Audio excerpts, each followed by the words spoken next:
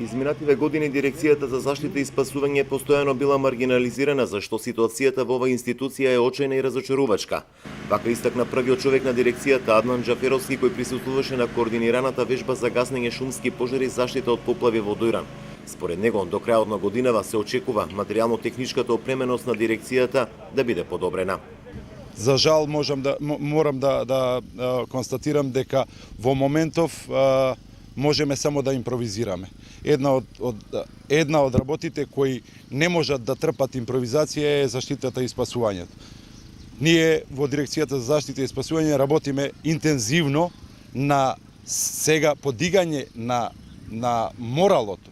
Во наредниот период мислам дека имаме добро изанализирано, мислам дека ќе имаме до крајот на годината веќе ќе имаме некои подобри ситуации. Во Дојран екипи од дирекцијата заедно со екипи на противпожарните единици од Гевгелија, Валандово, Дојран, Струмица, но и подрашните единици на шумското стопанство се обучува и презентира одредени нови методи на пристап при пожари и поплави. Директорот смета дека меѓуинституционалната координација е клучен сегмент за успешно справување со кризи.